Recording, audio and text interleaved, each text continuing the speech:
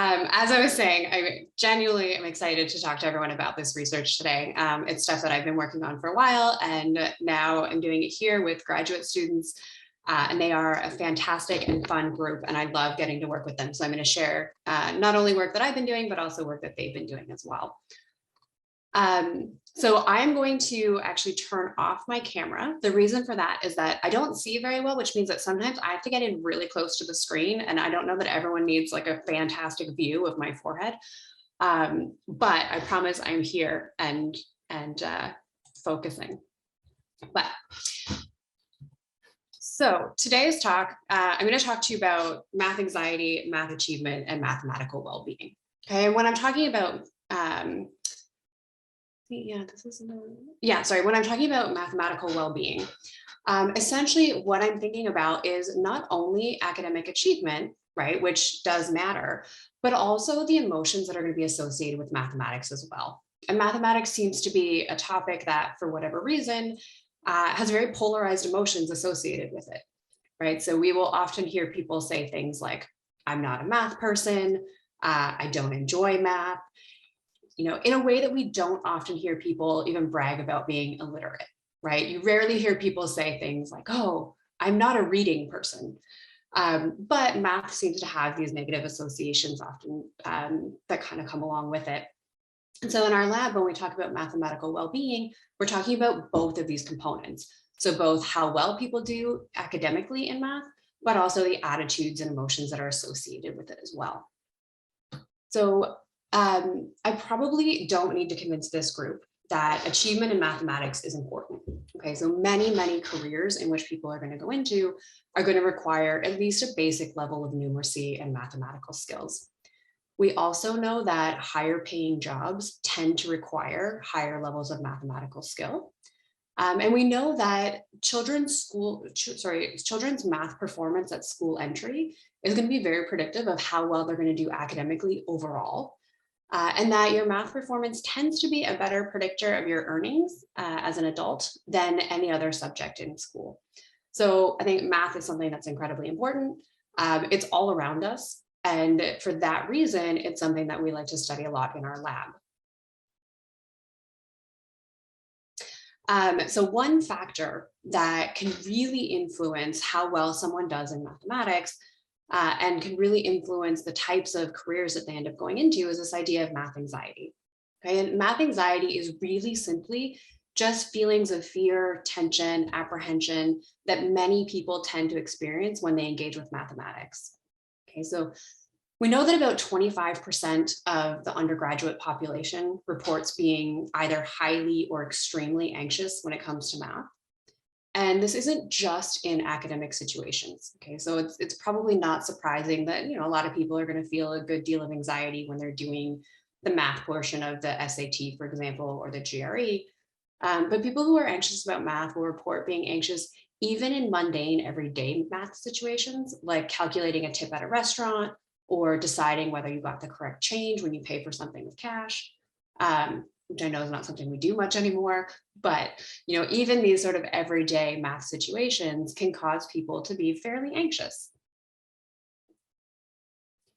So one question that we've been really interested in my lab is this idea of, well, how does math anxiety develop, right? Why is it that we'll hear people talk about anxiety about math, but we rarely hear people talk about things like history anxiety or social sciences anxiety, right? What makes math special in this sense?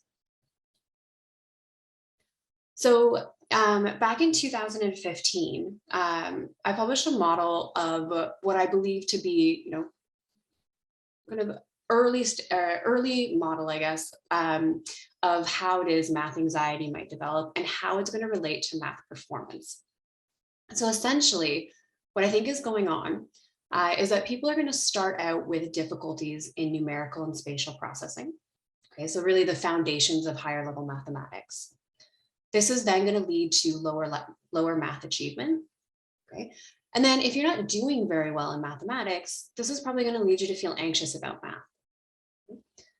We know that once someone is feeling anxious about math, then they tend to both avoid math, so they are less likely to do their math homework, They are less likely to take math-related courses, less likely to go into math-related careers. And then they also experience what we call an online working memory reduction, okay? And so the idea here is that your working memory is essentially the memory resources that you're going to use for whatever you're doing right now. Okay, so it's that sort of the memory store for whatever it is you're currently focused on.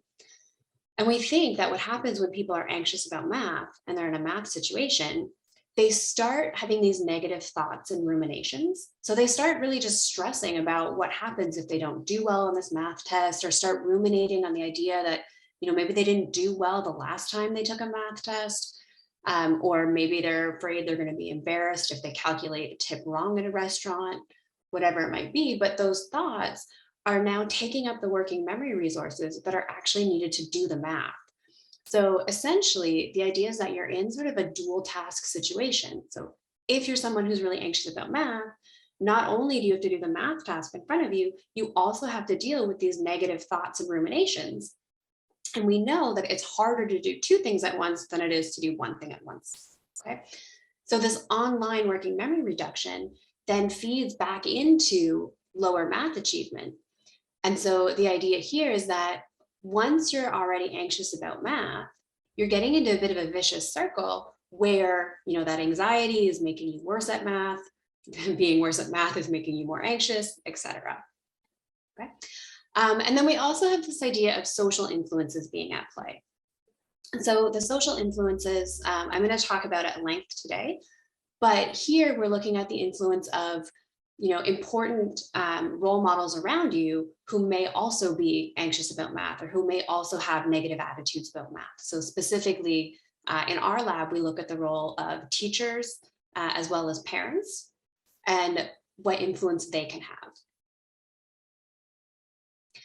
So before getting into the social factors, I'm going to talk a little bit about this idea of numerical and spatial processing difficulties. And I'm going to go through this work relatively quickly, but if there's any questions at the end, I'm more than happy to delve into more detail on this, or any part that I talk about really. But with respect to the numerical and spatial processing issues, what we did was we had undergraduate students, and we took an extreme groups approach, okay, meaning that we took people who scored within the upper 25% of being anxious about math and in the lower 25% about being anxious about math. And we just asked them to do some really, really simple numerical and math spatial tasks. So we asked these adults to count objects, okay, and I'll show you in a minute what that looked like. We asked them to just compare small numbers, and we also asked them to do a mental rotation task. And the idea behind these three tasks is that they are thought to really provide a foundation for higher level mathematics. So this was really the first time anyone had looked at how people who are high in math anxiety might perform on basic math tasks. Up until this point, what had been really argued was that math anxiety would cause you to do worse on math tasks, but only on really difficult math. The thought was that more simple math would be kind of spared from math anxiety. So in terms of the counting objects, the paradigm looked like this. So as an undergraduate, you come into the lab, you sit in front of our computer screen. We first show you a fixation on the screen for 500 milliseconds, and then a group of rectangles is going to pop up on the screen. And you're just asked just to say aloud how many are on the screen. Okay, it's not speeded. So we were recording people's response times, but they had as long as they wanted to be able to identify the number of objects. And they would see anywhere from 1 object to 9 objects. Okay, so pretty simple task. So in this case, if you saw this display, you would say 5. And when you give people this type of task, what you normally see is this interesting pattern of results where when there's anywhere from 1 to 4 items on the screen, people can do that really, really well, really quickly, and they're equally quick to say there's 1 item as they are to say there's 4 items. As soon as we go beyond 4 items, as soon as we show you 5 or 6 or 7 squares, rectangles, then what we see is that the amount of time that it takes you to tell me how many items are on the screen is going to be contingent on how many items are actually on the screen. And so the idea is that after we show you more than 4, you start actually counting the boxes. And so it takes you longer to count 6 boxes than it does 5 boxes. In terms of what we see in terms of the data, so on the y-axis, this is response time in milliseconds. So we're just looking at how long it took people to say the number of items on the screen. And then on the x-axis, we have the number of items presented. So like I said, ranging from 1 to 9. So if we take a look in this 1 to 4 range, we're seeing exactly what we expected, which is people are, equally quick to be able to tell you there's 1 item as there is 4 items. And the thought here is that you don't actually have to count when it's so few. But once you go from 5 to 9, what we're seeing is that the amount of time that it takes you to tell me how many are on the screen is going to be a little bit longer for 8 items than for 7, than for 6. But really importantly here, what we see is that the higher math anxious individuals, okay, so this solid line here, the higher math anxious individuals are taking longer to actually do this task. So they're taking significantly longer to tell me that there are 9 boxes on the screen than are their lower math anxious peers. And I'm not going to show you the error data here today, but what I will tell you is it looks the exact same. So the higher math anxious people, when there are 9 items on the screen, we're making about 10% errors. So 1 in 10 times they were telling me that there were more items or less items than were actually presented. So this was really our first piece of evidence that like, hey, there might be something going on here where people who are higher in math anxiety, might have difficulties not just with complex math, but with some simple math as well. So the next task that we asked them to do is another sort of simple math task that's used a lot in the numerical cognition literature. And it's the idea of just asking you to compare numbers. Okay, so I show you a number on the screen, and I'm just asking you, is this number more than or less than 5? Okay, so as you go through this task, it's always more than 5 or less than 5. And what you typically see in a task like this is that the closer the numbers are numerically, the slower and less accurate you are at being able to tell me whether they're more than 5 or less than 5. So in other words, people find it harder to say that 4 is less than 5 than they do to say that 1 is less than 5. Okay. And the idea here is that when we do a task like this, we kind of place the numbers along like a ruler in our head. So this kind of mental number line is what it's called. And the closer numbers are on the mental number line, the harder it is to really tease them apart and see what is what. So in terms of the results for this task, on the y-axis, again, we have response time in milliseconds. And on the x-axis, we have what's called distance. So this is just the distance between the numbers. So a distance of 1 would be, for example, 6 versus 7, or 6 versus 5. Okay, whereas a distance of 4 would be 9 versus 5. And what you typically see, right, is that when we're at a distance of 1, people are slower, they're also less accurate. And this slope of the line here, the slope is what's referred to as your distance effect, okay?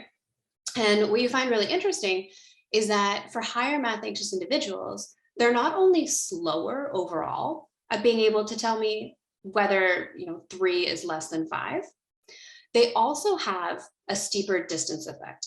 And this distance effect, and I can go into this more at the end if people are interested, but this distance effect is thought to be an indicator of sort of how precisely you represent numbers in the mind, with a larger distance effect or a steeper slope, meaning you have sort of a fuzzier representation of numbers, okay? So from the study, and we've replicated this a few times using really similar paradigms, what we're seeing is that the high math anxious individuals are slower at being able to tell me whether 5 is more than 4. And they also have this larger distance effect, which again is thought to be indicative of them maybe having a fuzzier representation of number. So the very last in this sort of set of experiments that we asked people to do was a mental rotation task. So the reason we did a mental rotation task is that spatial skills, okay, mental rotation being one of them, are thought to be related to mathematics, but they don't feel like math. right? So if I give you a task like this and I tell you that of the 4 objects on the right, 2 of these are going to match the object on the left. Okay. And so I ask you to identify which 2 objects match. They're just rotated versions of this object. So this is a task where people who are better at this task also tend to be better at mathematics.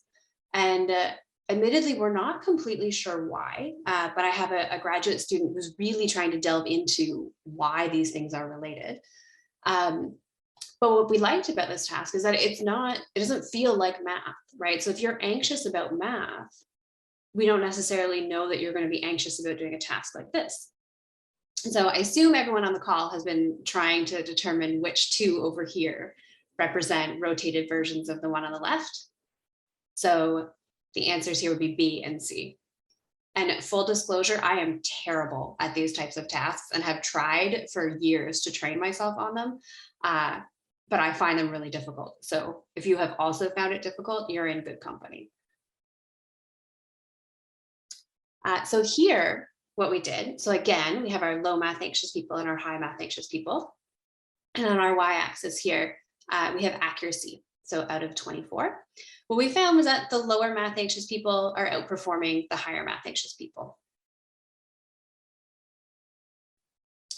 So in terms of the numerical and spatial processing component, right, there seems to be a relation between math anxiety and performance that is not limited to just complex math. So as I said before this set of studies, the argument was that higher math anxiety would only be related to complex math. The argument was also that the reason math anxiety was related to math achievement was because it led people to experience these sort of negative thoughts and ruminations that are going to tie up the memory resources that are necessary for the math task. However, we took these data to suggest that there's a possibility that difficulties with numerical and spatial processing could actually predispose somebody to develop math anxiety. Okay, so the argument in terms of the causal direction up until this point had always been that math anxiety causes the poor performance on the math tasks.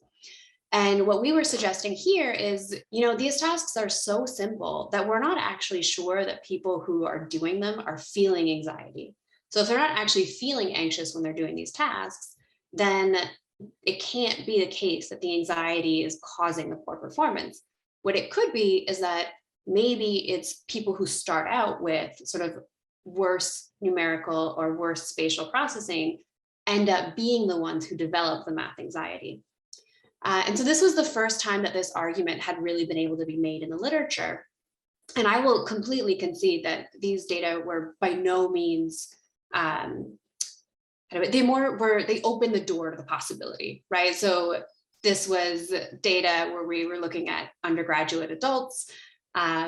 So we really couldn't tell the causal direction, but we've had a few studies that have come out since where we've looked at young children and we've assessed their numerical and spatial abilities at the beginning of formal schooling, so looking at kindergarten time. And what we find is that it is indeed the case that the kids who come into kindergarten with lower numerical and spatial skills, over time, when we've studied them over the course of a year or two, we find that those are the kids that are more likely to develop anxiety about math as they go on. So that was essentially what led to this idea of the numerical and spatial processing really predisposing somebody to do worse in math and then develop math anxiety. But what I'm going to start talking about now is this idea of social influences. And this is where my lab has really been going and where we've been spending the bulk of our efforts, is really trying to figure out how, again, the attitudes and beliefs of important mentors in a child's life, so their teachers, their parents, how that can relate to how a child views mathematics and the attitudes with which they approach the subject. So one of the first questions that we asked in this area was that of, can a parent's math anxiety impact the children's math learning and children's math anxiety? Okay. And then the sort of follow-up to this was, if it can, is this going to be dependent on the frequency of interactions around math? And I will tell you, full disclosure, this question came about when I had my first child. And I started thinking, oh my goodness, in what ways can I possibly, be making things worse for this little girl with respect to mathematics, right? So it's the fact that, I can be a little bit anxious in general, but also around mathematics. Is this bad? And so this is where this question first came about. So in order to answer it, what we did is we focused on children in grades 1 and grades 2. And the idea being that this was really the beginning of formal education, when parents probably have the strongest influence. We looked at 465 children, as well as their parents. What we did is at the beginning of the school year, we went in and we did some pre-tests. So this was within the first 5 weeks of the school year. So we went in and we tested their math ability using the Woodcock-Johnson applied problem subtest. And in this test, what we do is we show the students an image, okay? And then we'd ask them a question about that image. So for example, they might see, if you have 7 pennies and you spend 3, then how many pennies would you have left? Okay, so the child answers the question. And the way this test is designed is it starts out initially fairly easy, and the questions get progressively more difficult. And you keep going until the point where the child is not getting the questions right anymore. So the thought is that we can really see the upper limit of the child's math ability. We did a similar test for reading. Okay, so also from the Woodcock-Johnson, this is the letter word identification subtest. And here, the students would see words and they just had to read them aloud. Okay, and so again, they would start off really simple, initially just with letters, and they would get progressively more difficult where instead of just naming letters, they're naming words, multisyllabic words, etc. And same kind of thing as the math test. The idea is that you're really getting at like the upper level of the child's ability. Then what we did was in the winter, we collected parent measures. So we assessed parents' math anxiety, right? And we would ask them to rate how much anxiety they would feel, for example, calculating a tip at a restaurant. We also asked the parents how frequently they help their child with the homework. And the idea here was just to try to get a proxy for how frequently are parents engaging with their children around mathematics, okay? And we've done a fair amount of work looking at what we call the home math environment, and it's incredibly difficult to really measure well. And part of the reason for that is that math at home can be both very formal, like helping your child with their math homework, or very informal, like playing number-related card games like cribbage, for example, or Yahtzee. So we asked this question really just as a proxy for, how frequently are you engaging with your child with mathematics in a formal way. And then what we did is at the spring, we went back into the school at the end of the school year, and we re-administered the fall measures. So both the applied problems and the letter word identification. And we administered a slightly different version of these questions, just so that it wasn't the identical material again, but it was the identical concepts being tested. So the first question that we asked, right, was there any effect of the parents' math anxiety on the children's math learning? And so to orient you to the graph here, on the y-axis, we have what's called the math grade equivalent change score. And this is kind of, it might look a little bit funky, but this score is one that is generated using the Woodcock-Johnson. So it's a standard score. And the idea is that a score of 1 is supposed to represent how much you would expect a typical child to learn in a typical school year, okay?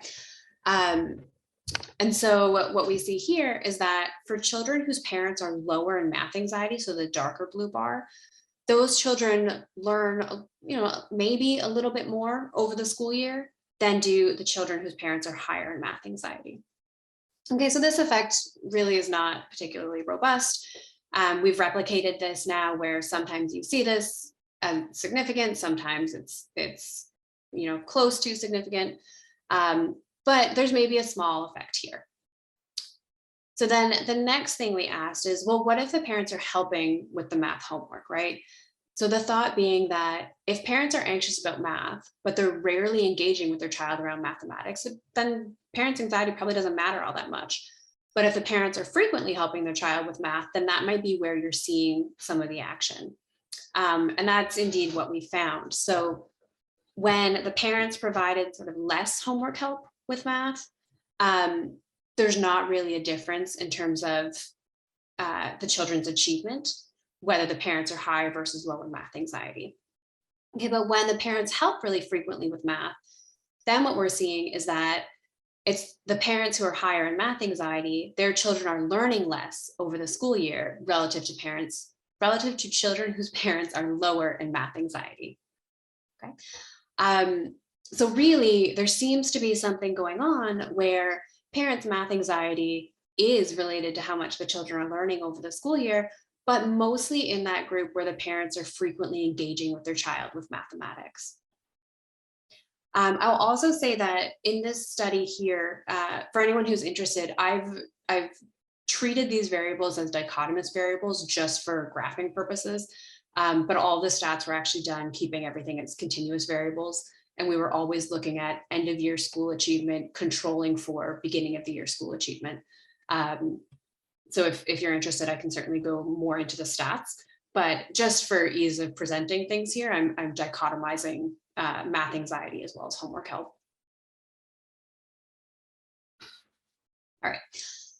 So the next question we asked was, well, does parents' math anxiety relate to the children's math anxiety, right? So we know that when parents seem to help a lot with math homework, the children are doing less well over the school year, but are they actually becoming more anxious themselves? And this is, again, what we're finding. So here what we're finding is that parents' math anxiety is related to the children's end of year math achievement, which is related to the children's end of year math anxiety, but that this relation is moderated by parents' helping behavior. So we only see a significant relation between parents' math anxiety and children's math anxiety when the parents are frequently helping with the math homework. So parents' math anxiety seems to matter, right? For the higher math anxious parents, frequent homework help can negatively impact their children's math achievement and math anxiety. And I think this is problematic for a few reasons. So one, parents are consistently urged to help their children with homework, right? I think this is true even more so, within the last 2 years. A lot of us have been thrown into situations where we're really trying to be sort of the primary educators for our children throughout this pandemic. Not so much now, but certainly last year. And I think it's not enough to tell parents just to get involved. Rather, I think what we really need are tools to scaffold parents' homework helping behaviors, right? And this is something that I've felt really passionately about, is that kids don't get sent home from the hospital with any kind of manual. As a new parent, you're kind of thrown into things and you're expected to figure things out. And the same is true when they start school, right? Parents don't, for the most part, don't have training in any kind of pedagogical strategies. And so if we're asking parents to really get involved, and I think it's important that parents get involved, then I think we need to figure out ways to help the parents actually better help their children. So this led to kind of the next area of research, was this question of, can we help? So specifically here, what we asked was, can an iPad app, and the specific app was Bedtime Math, can it improve the quality of parents' math-related interactions with their children? Okay. And then again, because a lot of my research tends to look at this idea of math anxiety, we asked, would this be more effective for higher versus lower math anxious parents? So the Bedtime Math app was designed to be used by children with a parent. The idea is that the parent reads a story to their child, and then together they answer a series of questions that are going to be related to that story. The app was designed to be fun and interesting for children, but with very few bells and whistles. So the idea was that it wasn't really designed to be a game per se. So there wasn't really much gamification, but it was still designed to be fun and interesting. And the app was aligned with the US Common Core state standards, meaning it was developmentally appropriate. And the reason that it was aligned with the US Common Core was that I was in the US when we were doing this work. So all of the participants in this study were going to be American residents. So this is an example of what the app looked like. Okay, it was free to download. So you'd get a story, for example, this whipped cream story where you're reading about whipped cream. And then after you read the story, and it's designed to be read to the child by a parent. So intentionally, the reading level was above what we'd expect for the child. Then they would get a question, right? So if you can whip 2 cups of heavy cream into 6 cups of whipped cream, then how many cups of air did you whip into it? Okay, and so you'd answer the question, the child and the parent are answering the question together, and then they can click the little star to get the answer. And there were 3 levels of difficulty. Okay, so you could try increasingly more difficult problems. So when we administered this, we also had a reading parallel where children would read essentially the same kind of story, but with no math content. And then they would have to answer reading comprehension questions. Okay, and this was just to have a parallel, a control condition. So what we did was we went at the beginning of the year and we had administered iPads to all the participating students. This was the US, where the granting agencies are maybe a little bit different than what I've experienced, at least in Canada. So it meant that we had 700 iPads that we could hand out to families for free. So in the fall, we administered the iPads. We then pre-test the students. And so we administered the same pretest that we had done before. So this is a separate group of students, but again, testing them using the Woodcock-Johnson, so the applied math, and the letter word identification. We also assessed their math anxiety. And then in the spring, we re-administered the fall measures. So same thing. So now we can look at the ideas, we can be looking at growth over the school year, right? So very similar paradigm to what we had used before. But this time they were using the app throughout the school year. So the first question we ask is, did the app work, right? Did this do anything? And what we find is it did.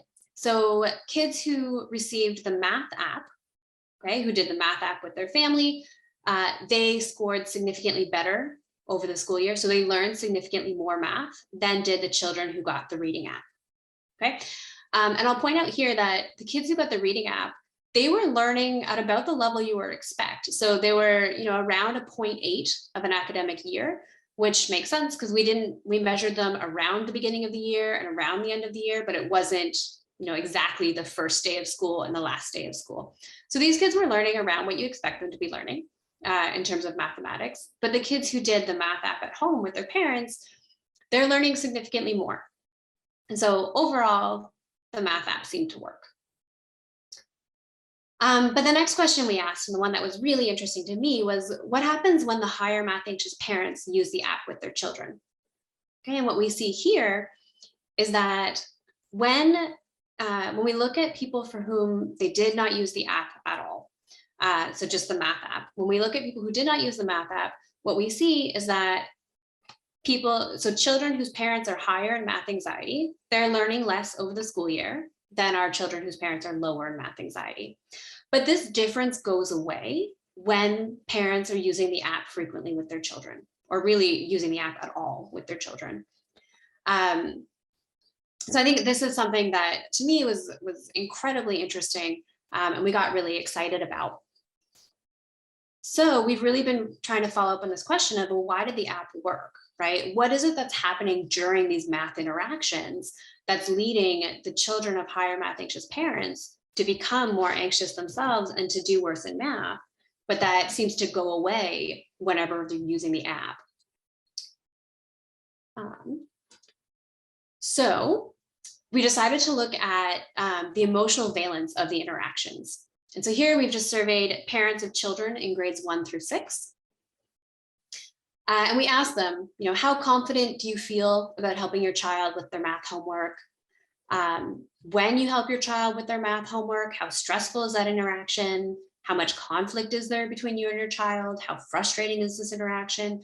Really just trying to get a sense of what do these interactions even look like, right? So anecdotally, when you talk to parents and you ask them, how is it helping your child with math? A lot of the times they're saying, not only am I helping my child, I'm also trying to make dinner and I'm watching the baby and I'm doing, these 18 different things. And so we really wanted to get more of a systematic way of painting that picture and seeing what does this interaction really look like.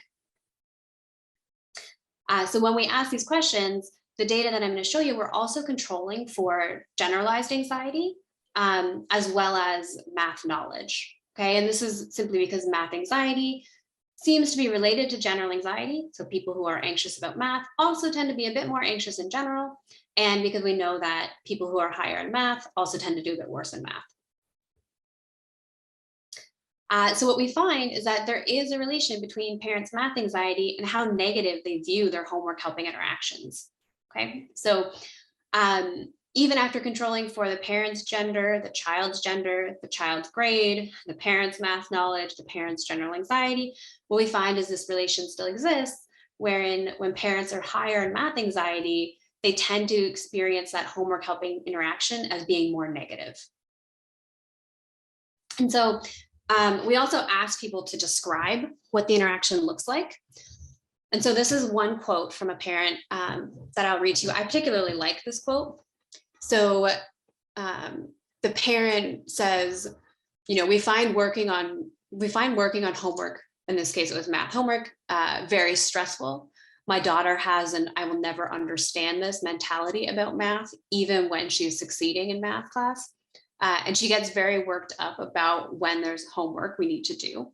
There's a lot of emotion management required on my part. And so I like this quote because it shows a few different things, right? It shows this idea that the child, has this negative attitude and this sort of sense of learned helplessness, that they're just never going to be able to understand the math content. And it sounds like the parent is focusing more on emotion management than they are on actually teaching content to the child.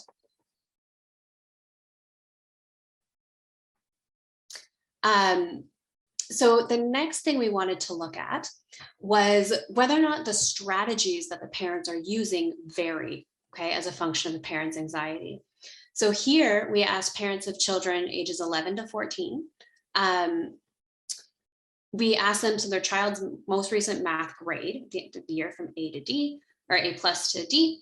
And then we also asked them their homework helping strategies. So we're really looking at how controlling or intrusive the homework help is from these parents.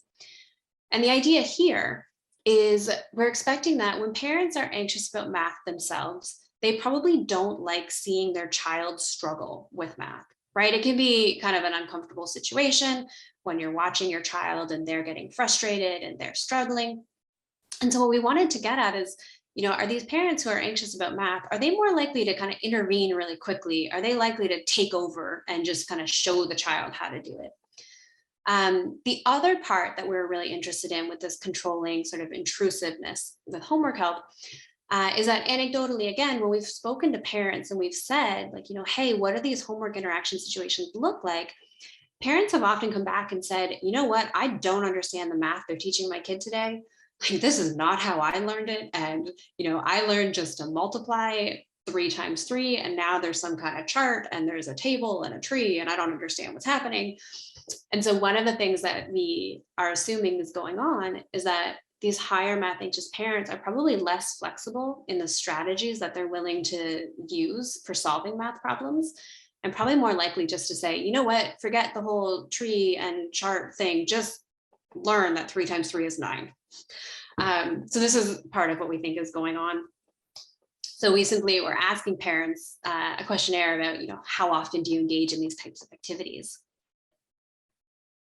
And again, the data that I'm about to show you are going to be controlling for generalized anxiety as well as the parents' math knowledge.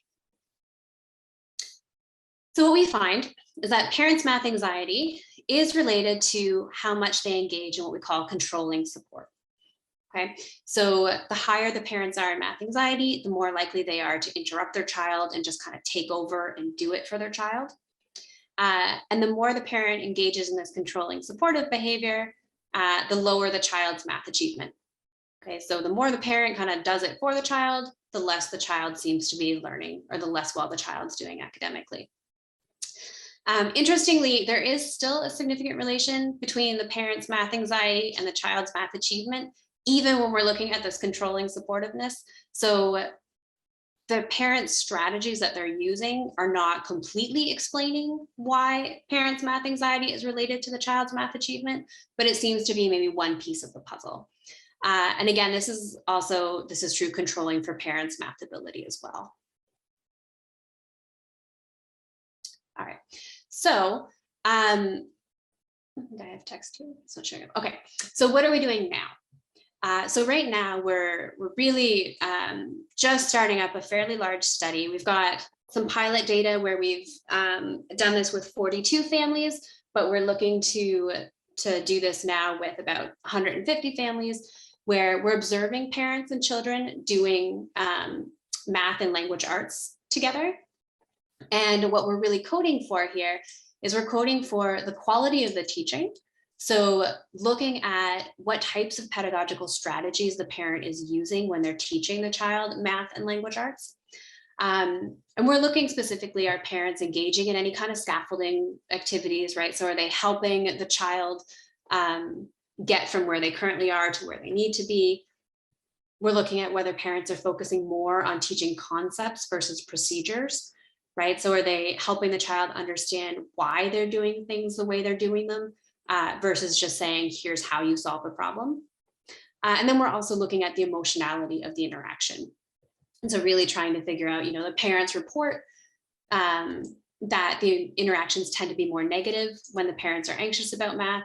But what we're looking for is, do we see any evidence of that when we're actually watching this interaction? So just to sort of recap, this sort of series of studies that we have here is really what led to the idea that there are social influences that are going to be important for when children, or to be important for the development of math anxiety. So I think these social influences are relating both to the child's math achievement as well as the child's math anxiety. And I mentioned earlier, so I didn't present it today just for the sake of time, but we've seen similar data with teachers. So where we've looked at teachers' levels of math anxiety and how that relates to the children's academic achievement. And what we find there is that when teachers are higher in math anxiety, then young children, so in early elementary school, those children tend to learn less math relative to if the teacher is not high in math anxiety. But interestingly, and this gets misreported a lot in the media, but interesting that teachers' math anxiety does not relate to the child's math anxiety at all. So when a teacher is high in math anxiety, it doesn't mean that the children become more anxious. It just means that they end up learning less math over the school year. And so again, we have video recordings of about 90 different classrooms, and we're going to be coding those videos similarly to how we're coding the parent videos. So looking to see, the quality of instruction and if that varies as a function of the teacher's anxiety, as well as the emotionality within the classroom. Okay, so just as a quick kind of recap, again, so I think what's going on is that children are coming to the classroom with lower sort of numerical and spatial processing skills. This is going to then lead them to perform worse in terms of math achievement. As a result of performing worse in math achievement, they end up developing anxiety about math.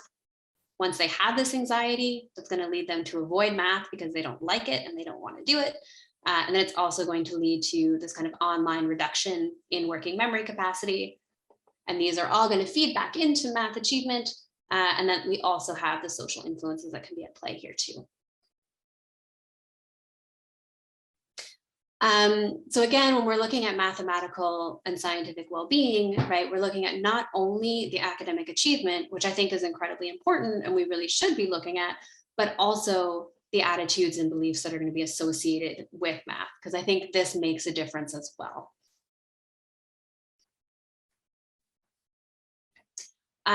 Also, just to note that a big part of the reason why we do this type of research in the lab is that we're really interested in informing policy and practice.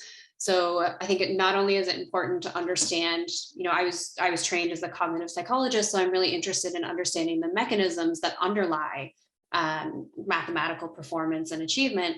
But I think in addition to understanding the mechanisms, it's also important to be able to put these things into practice and to be able to understand them in a way that is going to be useful for teachers and for educators.